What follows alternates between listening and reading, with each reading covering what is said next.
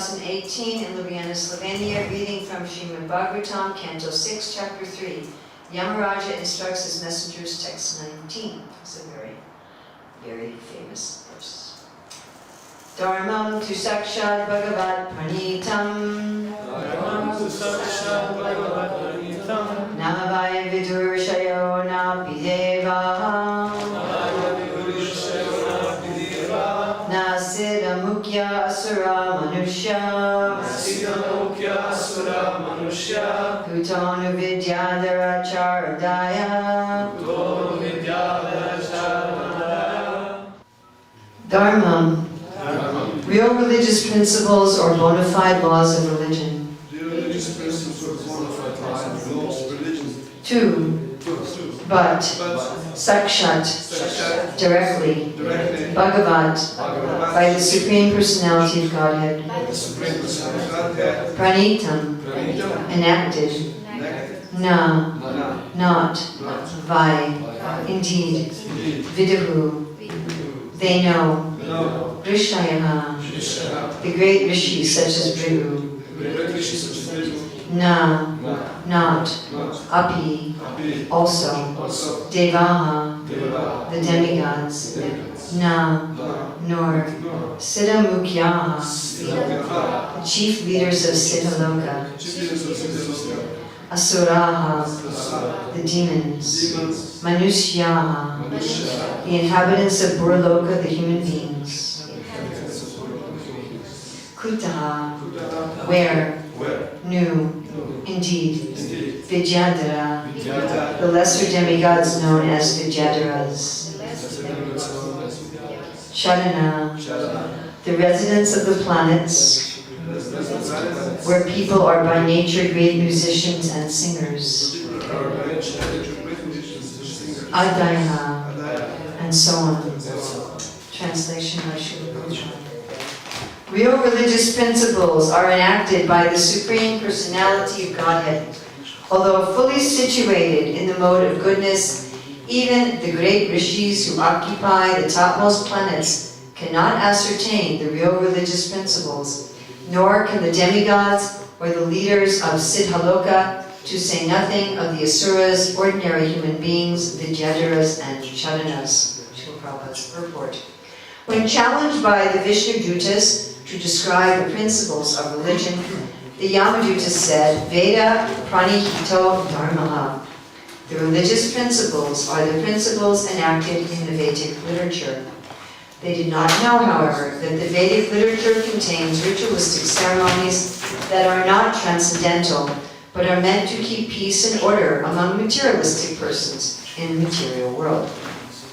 Real religious principles are nishtrayunya, above the three modes of material nature, or transcendental. The Yamadutas did not know these transcendental religious principles, and therefore when prevented from arresting Ajamila, they were surprised. Materialistic persons who attach all their faith to the Vedic rituals are described in Bhagavad Gita 2.42, wherein Krishna says, Veda vata rata parthananyad asati vadinaha. The supposed followers of the Vedas say that there is nothing beyond the Vedic ceremonies. Indeed, there is a group of men in India who are very fond of the Vedic rituals, not understanding the meaning of these rituals, which are intended to elevate one gradually to the transcendental platform of knowing Krishna. Vedascha savam ahameva vedyaha. Those who do not know this principle, but who simply attach their faith to the Vedic rituals, are called Veda Vata Rataha.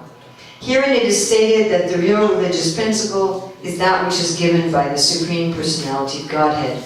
That principle is stated in Bhagavad Gita, Sarva Dharman Purijaja Mamekam Sharanam Vraja. One should give up all other duties and surrender unto the lotus feet of Krishna. That is the real religious principle everyone should follow. Even though one follows Vedic scriptures, one may not know this transcendental principle, for it is not known to everyone. To say nothing of human beings, even the demigods in the higher planetary systems are unaware of it. This transcendental religious principle must be understood from the Supreme Personality of Godhead directly or from his special representative, as stated in the next verses. Dharmam tu sakshat bhagavad pranitam navai vidur rishayo na pidevaha nasida mukya asura manushya kuton vidyadara charanadaya. Real religious principles are enacted by the Supreme Personality of Godhead, although fully situated in the mode of goodness. Even the great rishis who occupy the topmost planets cannot ascertain the real religious principles, nor can the demigods or the leaders of Siddhaloka, to say nothing of the asuras, ordinary human beings, vidyadharas, and charanas.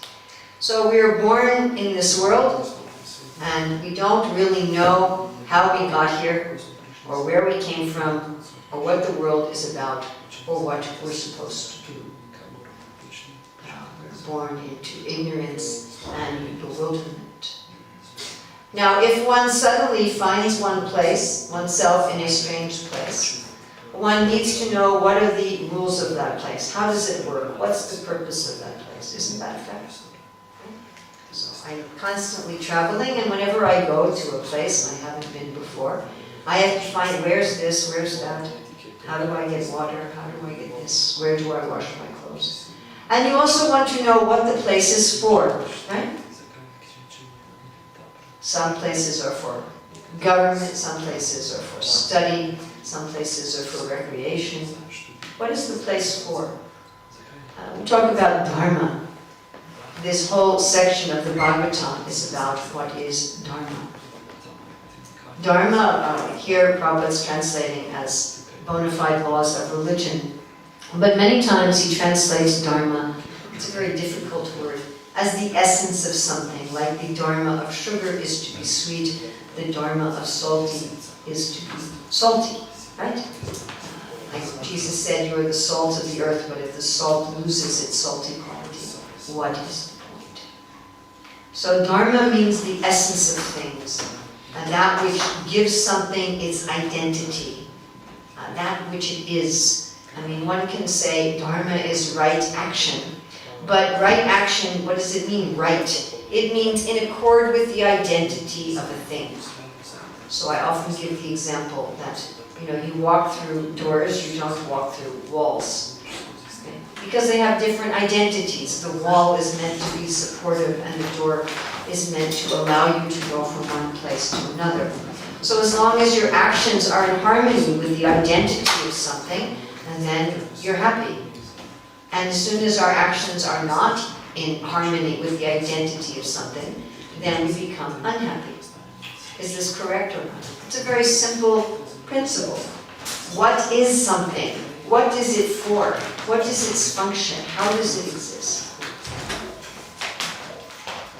So we need to know what is our Dharma and what is the Dharma of reality. Otherwise, we are constantly walking into walls. And that is the situation of most of the living entities within this cosmos. They don't clearly understand what is their nature, nor do they understand the nature of reality, and therefore they are suffering. There are many causes explained for suffering. We can talk about how suffering is due to desires. But really what we mean is suffering is due to desires that are not in accord with reality. If I desire to be that which I am not, or I desire to use something for a purpose for which it is not intended, if I have a desire that is not in accord with reality, then I will suffer. Like if I say, well, instead of speaking into this microphone, I desire to eat the microphone, then I will suffer. I mean, there's somebody in the Guinness Book of World Records who ate an airplane, little by little by little. But I can't imagine that he got a lot of nourishment or strength from eating that airplane. In fact, I would imagine that he became rather ill. So how do we know what is Dharma? Here, Yamaraja, who's also called Dharmaraja, he's the personality of Dharma. He is saying that generally nobody can figure it out. And he's giving a list of all of these beings that one would think could figure it out. The Devas, the administrative celestial beings within the universe. The Siddha Mukhya, the chief, Mukhya means face, or chief, the chief of people who've attained Siddha, or perfection. So these are those who, they have mystic powers. They can fly, they can change their form, and they can take something from a distant place. The chief of those with all powers. The asuras, the evil beings in the universe. Manusya, us, the human beings. The Vijitharas are also higher entities. Charana, those who are expert in the arts and the skills and the crafts within the universe. None of them can understand. He says, and he was telling his messengers who brought up this topic in the first place, it's not surprising that you cannot understand. Again, this conversation comes because the Yamadutas, the messengers of Yamaraj, wanted to take for punishment the subtle body of Ajamil when he was dying, because he had lived his life mostly as a criminal. And then at the end of his life, he chanted Narayana, and the Vishnu Dutas came, servants of Vishnu, and said, no, you can't take him away for punishment. Although he was a criminal for the majority of his life, at the very last moment, he was absorbed in the holy name of the Lord, and therefore his criminality is no longer considered. And they had a discussion between them. What is Dharma? That was the essence of the discussion. What is right? What is wrong? What is the essence of truth? And of course the Vishnu Dutas, being more powerful, they were able to stop the Yamadutas. And the Yamadutas are coming to their master and they've asked him, who is the supreme? Who runs this place? Who are his messengers? And what is Dharma?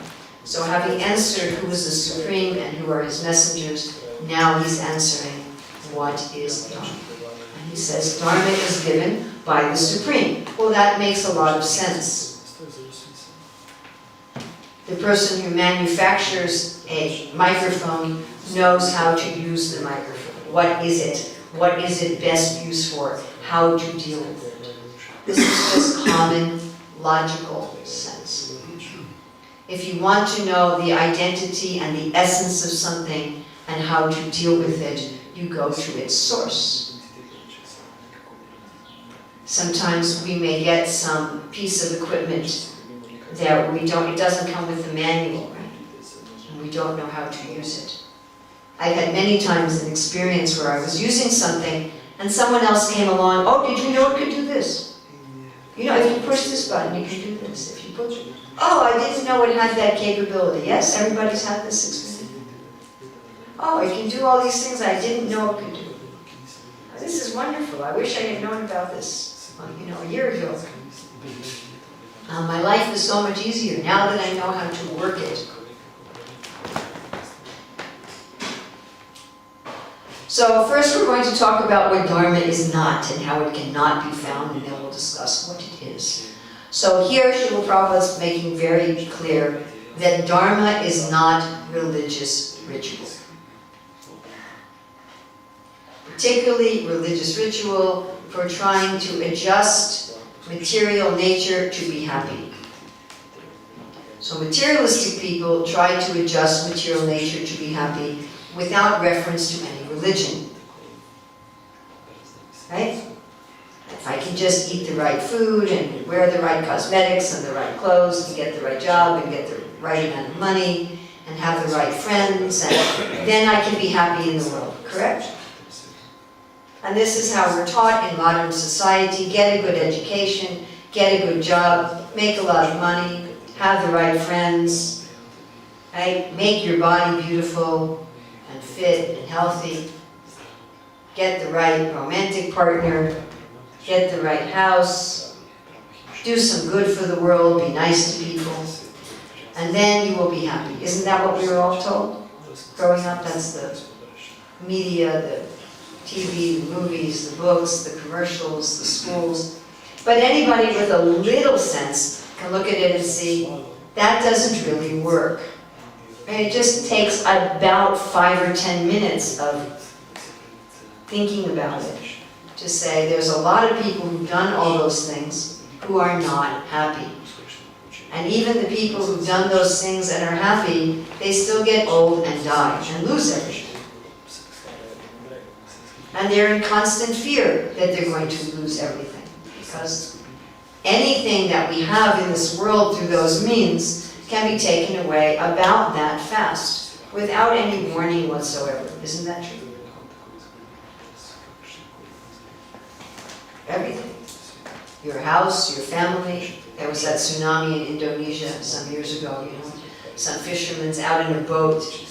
When you're out in a boat, a tsunami is not very noticeable. It's just your boat goes. And you come back to shore, people came back to shore, their mother, their father, their aunts, their uncles, their wife, their, 7 children, were all gone. Their home, everything in a moment. Or just a fire. Or a bad investment on the stock market, and anything. And it's all gone. So this way of trying to reduce misery and be happy, it's full of anxiety. There's always an anxiety. When will I lose everything? How will I lose everything? And even if you get everything that's advertised, you still may not be happy. Isn't that right? I remember when I was 13, I was babysitting some children, so they were already asleep. And I was thinking, what is the purpose of life? Well, the purpose of life is to be happy, I decided. And so I wondered, am I happy? So I thought, am I happy? Have I achieved the purpose of life? So I made a list of everything I had. I have a nice family, we have enough money, I get good grades in school, I have nice friends. I made a list. And I looked at the list and I said, I guess I must be happy.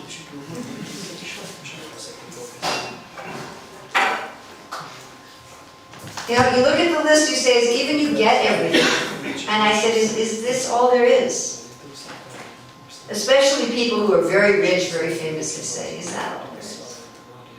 So then people, a little higher grade people, they try another way. They say, well, God's made the world, and if I just please Him, then I'm going to be happy. Rather than just trying to be happy through good education and a good job and working hard, I'll try to do it through religion.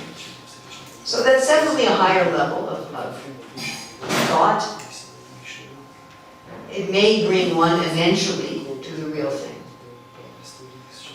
And so whatever the name of the religion is, it isn't very important what you call it. Actually, I know people have wars about this kind of thing. Are you a Sunni Muslim or a Shiite Muslim? Are you a Catholic or a Protestant? And they're literally killing each other over this, torturing each other. Nowadays we talk about Islamic terrorists. It wasn't very long ago that there were Christian terrorists.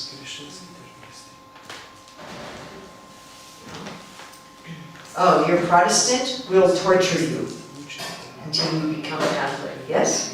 So what's going on? The Europeans went to the Western Hemisphere and said to the native people, if you don't become Christian, we'll torture you. And they would torture them. And then they would kill them anyway and take all their gold.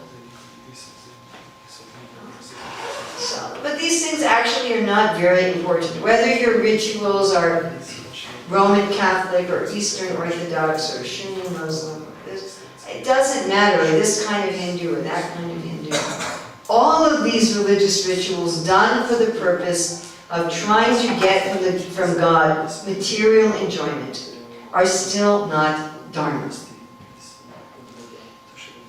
First of all, they're within the realm of selfishness. Second of all, they're within the realm of identifying with this body and this world, neither of which is our real Dharma. Third of all, they're not the actual relationship we have with the divine. So on the basis of how I identify myself, how I identify my source, how I identify my needs, it's all false. And that's not to say that religious rituals should be discouraged. In fact, for people in general, it should be encouraged. As Prabhupada said, they're meant to keep peace and order among materialistic people. So if you go to people in general and say, the rituals of your religion are not the essence of life, they'll say, oh great, I'll just live like an animal. So one has to be very, very, very, very, very, very careful not to, in trying to push people up, have them go down. If someone's not ready to go up, encourage them in their position rather than having them fall down. Is that clear to everybody? I actually had this understanding once. I was talking to somebody on this very point about what is higher than religious rituals. And I could understand that I was just about to convince them. And I also understood that if I were to convince them, they would give up trying to be religious completely. So I immediately stopped. Better you have some connection with the divine. Then higher than that, higher than people who approach the divine, please give me money, please help me pass my exams, please cure my uncle of cancer, please send me a nice husband. Higher than that are the people who want liberation from illusion. Please let me just become one with the light, or lose my material identity in some way, and stop suffering. Let me get out of all these material desires that entangle me. But that is not the highest dharma, because it is still self-centered. It is still about, what do I want for me to be happy? And therefore, dharma is very difficult to understand. Because real dharma gives up completely a me-centric or a self-centric view. Now one could say, well, in liberation I lose myself, so how is it me-centric? But it is me-centric, because it is still thinking, I want to get free of suffering and illusion. Whether I want to get free of suffering and illusion by losing my I completely, by losing my sense of self completely, or by identifying myself with the divine, it is still looking for my own interest. And therefore, the understanding is, many people who achieve even that kind of liberation say, you know what, compassion is higher. Compassion is higher. And therefore, many persons, even who achieve liberation, choose to incarnate again and again as an expression of compassion. Isn't that a fact? We cannot find dharma here, as Prabhupada is saying, through the mode of goodness. So looking just briefly, we looked at just vikarmis, karmis, and gyanis, people who are not striving by any religion to become happy, people who are trying to become happy by religion, people who are trying to become happy through salvation. We can also look at this through the modes of nature. In Tamagun, one tries to become happy by whatever's easiest. If it's easiest to be kind, they'll be kind. If it's easiest to be mean, they'll be mean. Fast food, just whatever will satisfy me immediately. And those people cannot understand what is the essence of life. Then in the mode of passion and Rajagun is the main piety of human society, and in the mode of goodness is the search for salvation. So we can look at this in terms of vikarma, karma, and gyan, and we can look at it in terms of tamagun, rajagun, and sattva. And here we can understand why even in sattva-gun one cannot understand dharma, because in sattva-gun one simply wants to be in balance and harmony. One wants to be peaceful, one wants to be merciful, forgiving, for that feeling of balance and equilibrium within, and ultimately for liberation. But as we mentioned, even people who achieve that understand that what is higher than that is compassion. Compassion speaks of love. It speaks of connection with other living beings in a way that is not self-centered. in a way that is other-centered, where I care about others for the sake of the others without looking for anything for myself. So, I don't usually do this, but it's so appropriate. So somebody told me this great joke the other day that really fits here. That they said, we are here to help others. I don't know what the others are here for. But anyway, higher than salvation is when I care about someone else for their sake. Where I feel happy at their happiness. Genuinely feel happy. I don't feel happy because helping them has made me feel balanced inside. That's Sattvaguna. I don't feel happy because helping them has given me the pride of being a good person and the praise of others, which is Rajaguna. I don't feel happy because I think by helping them maybe I'll get something in return, which is either Rajaguna or Tamaguna. I'll get some advantage. But I'm simply happy at their happiness. That means I have a sense of connection with them. I have a sense of oneness with them. This is we call Chintabheda Veda Tattva. I'm one with you, therefore your happiness is my happiness. But yet I am different from you because I can be the agent of your happiness. That is the highest expression of Dharma. That is the definition, according to Krishna Das Kaviraj, of love. Then what is the highest expression of that love? The highest expression of that love, Sakshat Bhagavat, is when we express that love in relationship to our source, to Sri Krishna, the ultimate divine. Now, from an ontological perspective, one can say that such an expression doesn't make sense. Om Purnamada Purnamidam Purnarujajate Purnasya Purnamadaya Purnameva Vasishyate. The divine is already complete. How can I express love for the divine? How can I be giving happiness to the divine? The divine is the source of all happiness. I am just a spark. Right? I am just a little spark. How am I, a little spark of divinity, going to be the agent of happiness for the whole divine? I can see how I might be that agent of happiness for another spark. How could I be that agent of happiness for the whole? And here we come into what we call rasa.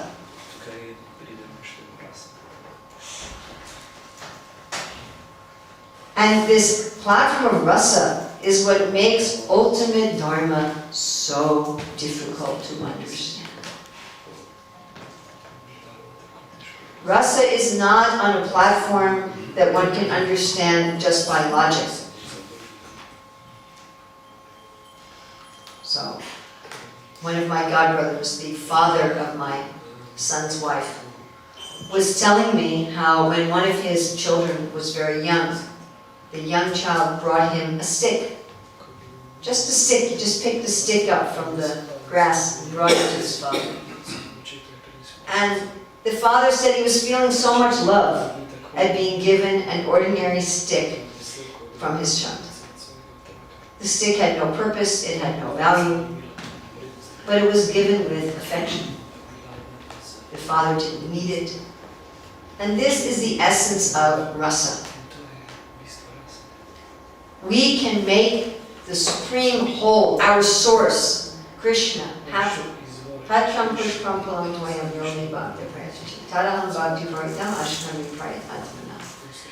giving him a little water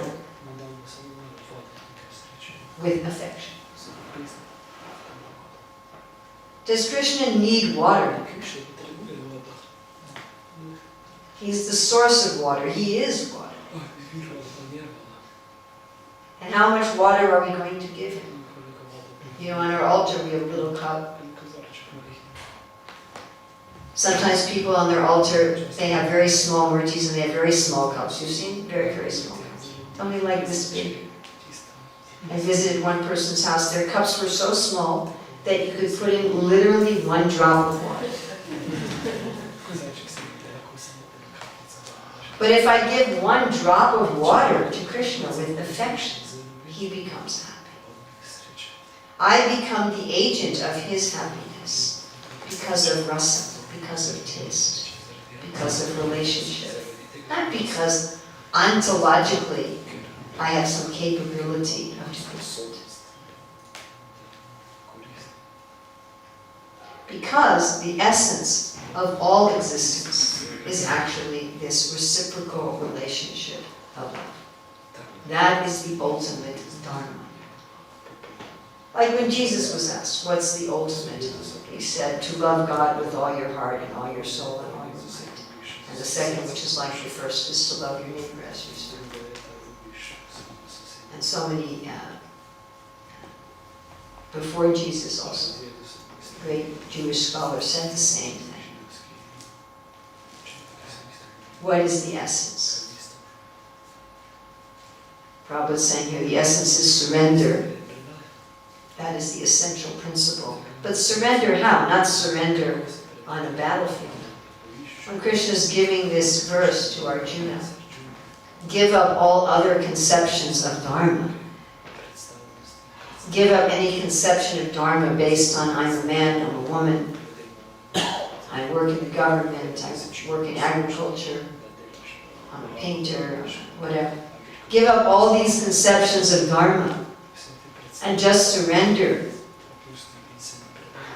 He wasn't talking about a battlefield kind of surrender. He was talking about the kind of surrender that a wife and husband do to each other, that parents and children do to each other, that friends and friends do to each other. It's a different kind of surrender. And we know that because Krishna is saying to Arjuna at the same time, you are my dear friend. When you ask a dear friend, Vartosime Sakancheti. When you ask a dear friend, please surrender, you're not asking them like you're the general in an army.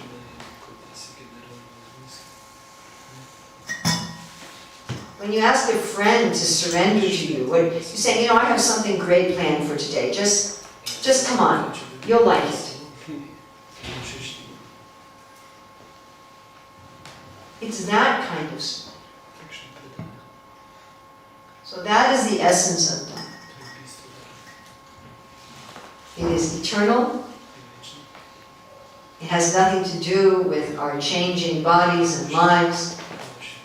It has nothing to do with our current false identity. And it is in one sense a platform of desirelessness because there's no selfish desire involved at all. There's a desire to please the divine. There's a desire for the happiness of the divine, but there's no selfish desire. So one can say it is beyond desires. One can also say it is a desire. Huh? One can also say, depending on how one wants to look at it. And this ultimate understanding of Dharma can only come from the source himself. We can understand it to some extent through logic and reason, or even through sattva guna, through meditation.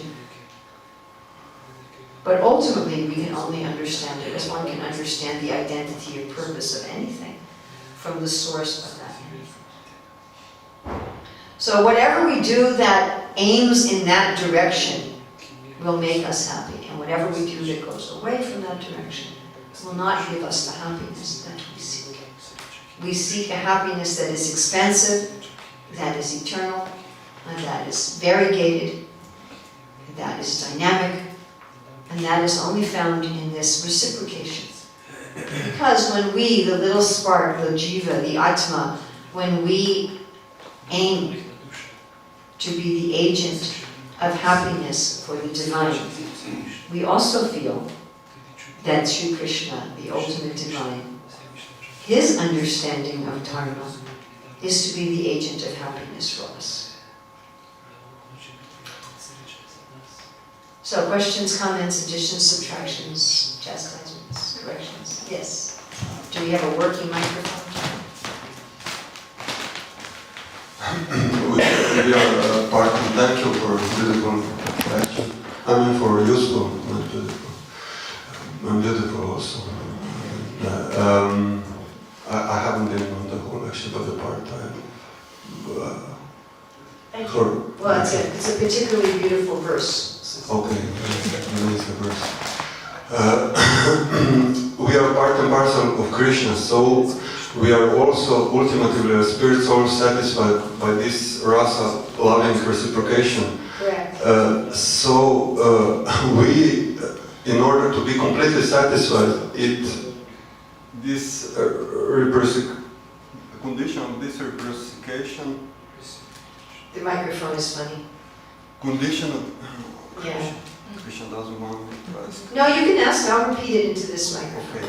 Krishna, condition of this reciprocation is probably complete selflessness on the part of the one who is giving love, as you've said, yes, in relationship to Krishna.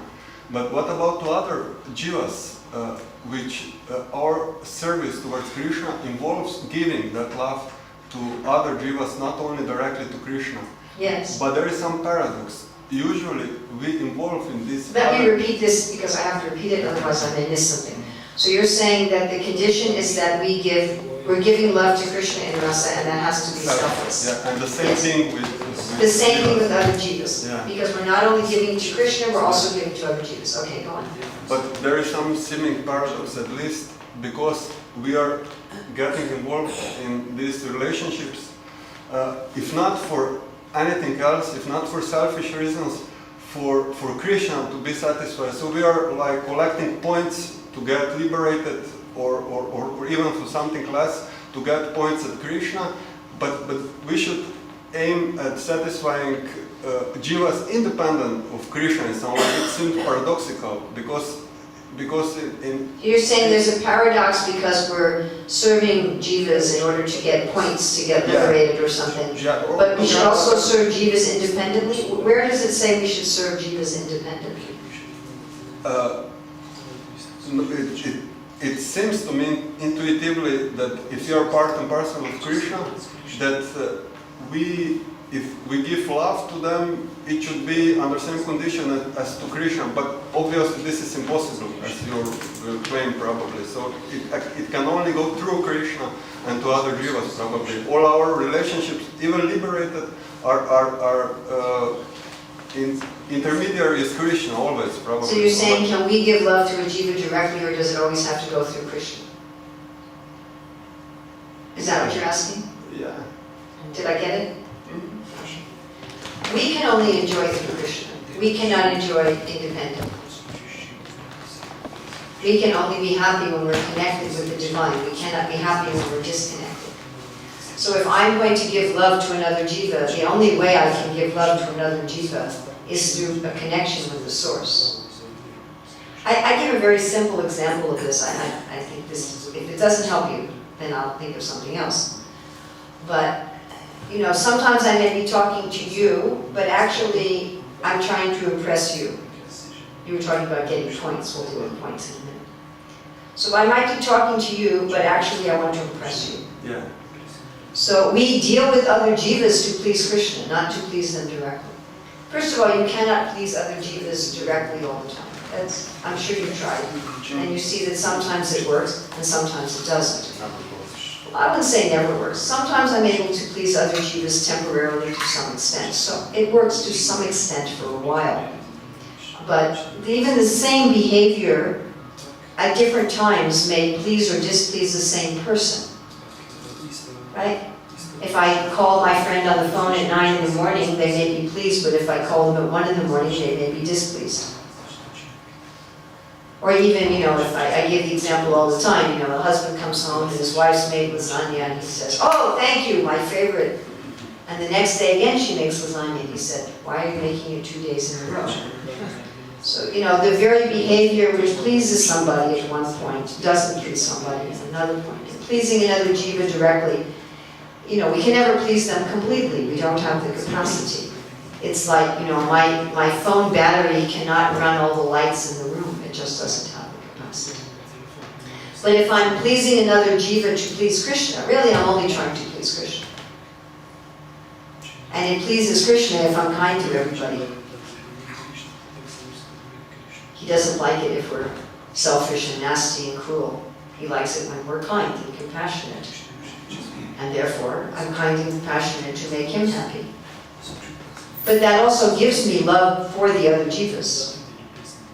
I mean, we have so many examples of songs and prayers of great acharyas where they're expressing love for another jiva. The one that is the most dramatic, I think, is Sri Rupa Manjaripada.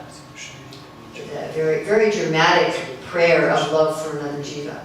So when we try to make other jivas happy to please Krishna, we end up feeling tremendous love for all living beings. I mean, I remember when I was meeting with Srila Prabhupada in 1976, and my oldest son was like 1.5 years old. He was sitting on my lap. And Prabhupada looked and he said, just like this mother is loving her son without any expectation of return, in that way one should love Krishna. And my father said, will loving her son help her to love Krishna? Prabhupada said, no, but loving Krishna will help her to love her son. So there was that. And I just want to deal with the idea of getting points. So there's a very famous book about relationships between men and women in this world. And in this book, very, very famous bestseller, I'm sure some of you have read it. And in this book, he talks about getting points. So how does the woman get points with the man, and how does the man get points with the woman? But the problem with getting points is it becomes a mercantile exchange. You understand? I mean, it's nice to know how men and women think. Of course, those things are not ever absolutely true about all men and all women. But it shouldn't be just a matter of points. If I'm saying, okay, all right, so I've done this and this and this to make you happy. So now I've got 30 points saved up with you. Right? And there was another very famous author, I haven't read his book, but I've heard from a number of people. Make sure you fill up other people's emotional bank account. Because that way they'll be happy with you. So the idea of getting points generally is, if I score enough points with somebody, they'll give me what I want. They'll treat me the way I want. So we're not trying, if we are trying to get points with Krishna, so that we'll either be happy in the world or get liberation, then we're haunted by the witches of bhukti and mukti. We're back down in the modes. If we're serving the divine to be happy in this world, then we're just a pious person, or you could say we're in karma, or you could say we're in rajagun. If we're serving the divine, thinking that way I'll become enlightened, I'll become liberated, I'll become one with the divine, or I'll become nothing, or whatever our concept of liberation is, then we're in Gyan, or we're in Sattvagun. But it's still me-centric. So, although it is true that when you please Krishna, you are accumulating some sort of pious bhakti credit. That is true. The Shastra explains things like that. It's like putting money into a bank account that eventually it fructifies. Or the analogy is given, you have a little plant and you fertilize it, you put water on it, and eventually it has a fruit. So these analogies are given. It is true. At the same time, the purpose is not like that. The purpose is to please Krishna, just to please Krishna. Whether I'm bringing up my own account or getting points, or is the actual love doesn't think like that at all. I mean, I'm just thinking, I got this email yesterday from this husband who he had an affair 2 years ago. And from having an affair, he started beating his wife. How that comes? How does it come? Yeah. Well, if you really are in love with someone else, you may resent your spouse. Yeah, I mean, you should. Anyway, that's what he did. A little bit guilty. That's what he did. Whatever. So that's what he did. So then he wrote a letter to me and he said, I just beat my wife again because she said she doesn't trust me. I had met with him recently, when I was saying, you can never beat your wife again, you have to go to counseling and so forth. So he wrote me this letter and he said, what can I do? He said, of course I beat her again. Because she said that she didn't trust me. So I'm thinking, okay, you cheated on your wife only 2 years ago. And you've been beating her for 2 years. And then you're very surprised that she says that she doesn't trust you. And you're so offended that she says she doesn't trust you that you hit her again. So obviously what he was thinking was, well, I've been nice to my wife for the last 3 weeks, and I haven't cheated on her for 2 years, so she should just trust me. I have enough points. But she should be aware of this also, what he's doing. She should be aware and... That's another question. But looking from his point of view. So I hate to inform everybody here, but with Krishna we are just like this husband. Our relationship with Krishna, when we are materialistic people, we are just like this husband. We are cheating. We are saying, yes, I want spiritual perfection. Oh, look at illusion over there, isn't it interesting? Yes, I want spiritual perfection. Oh, and that. We're cheating, generally. And we act in ways to harm ourselves and other living beings, which is like beating Krishna, because they're all part of Krishna. We're trying to get pleasure in illusion, and we're harming others. And then we say, haven't I racked up enough points, Krishna, that you should be pleased with me? Why aren't you pleased with me? Why aren't you giving me enlightenment? Oh, forget it. So the end of his email was, I'm just leaving this marriage, forget it. So if we start thinking of, yes, I've racked up points with Krishna, it's not a very good mentality for us. Just like anybody can understand, this husband needs to do 2 very simple things. Number 1, he has to start treating his wife nicely, yes? Correct? Consistently. He can't say, well, you got mad at me, so I hit you. What could I do? He has to be consistent. Number 2, he has to tolerate her not trusting him until she decides to trust him. You understand? He cannot demand, I've been good for 2 weeks, now you must trust me. That's up to her when she decides to trust him again. It's not up to him. We can all understand this if we've been the victim, yeah? If somebody's cheated me, if somebody's hurt me, betrayed me, I get to decide when the relationship is restored, correct? Yes? They cannot demand. It's up to me. So it's up to Krishna when our relationship is restored. It's not up to me. No matter how many points I get. No matter how devoted I am, no matter how austere I am, no matter how anything. It's not a mechanical process. I'm dealing with something personal. I'm dealing with relationships and personal and love. And so we should be very, very careful not to think, well, I do this meditation, I take these vows, I give up everything in the world. So, I've earned my salvation, I've earned my enlightenment, or I've earned my Krishna prema. Where is it? Where is it? Then we're just like this man. It has to be, the mood really needs to be, I am the fool.